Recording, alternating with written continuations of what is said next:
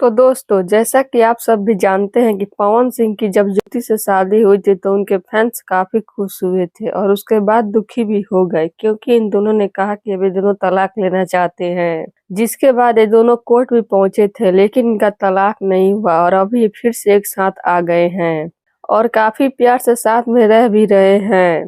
लेकिन जब इनकी अलग होने की बात सामने आई थी तब ज्योति इंटरव्यू के दौरान पवन सिंह पर काफी गंदे इल्जाम लगाई थी और उन्होंने कहा था कि पवन ने उन पर बहुत अत्याचार किए थे, वो कभी अपनी शादी में खुश नहीं रही हैं, जिस पर अब पवन ने बड़ी बात बोल दिए हैं जो कि आपको भी चौंका देगा। तो अगर आप सब भी जानना चाहते हैं कि इसके पीछे की पूरी बात क्या है तो हमारे वीडियो के साथ अंत तक बने रहिएगा। और हम वीडियो में आगे बढ़े उससे पहले आप हमारे वीडियो को लाइक कर दे, चैनल को सब्सक्राइब कर दे और हमारा वीडियो देखने के बाद शेयर करना ना भूलें।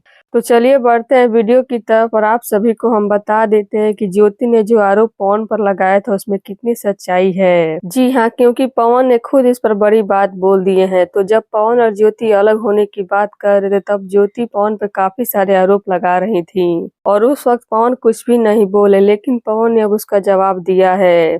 जी हाँ, पवन सिंह से पूछा गया कि आपके रिश्ते में इतने उतार चढ़ाव आए, लगभग रिश्ता खत्म होने को था लेकिन आपने संभाला, पर क्या अब सब कुछ ठीक है आपके रिश्ते में? तो पवन बोले कि क्या बोले, ठीक ही है, जिंदगी चल रही है। और इसके बाद पवन से पिता बनने की बात पूछी गई कि वो कब पिता बनेंगे, जिस पर पवन ने अपने फैंस को खुश खुश कर दिया। जी हाँ, पवन बोले कि ये खुशखबरी जल्दी आप सबको मिल सकती है क्योंकि हमारी माँ का सपना है, वो मेरे बच्चे को देखना चाहती हैं, तो जो मेरी माँ का सपना है उसको तो हम पूरा करेंगे ही। और जब भी ये बात सच हो जाएगी हम सबसे पहले अपनी जनता को ही बताएंगे। जी हाँ, तो अब पवन ने सरेआम बोल दिया है कि वो भी पिता बनने को तैयार हैं। तो अब पवन की इस खुशी में आप कितने खुश हैं, अपनी राय नीचे कमेंट बॉक्स में जरूर दीजिएगा। धन्यवाद।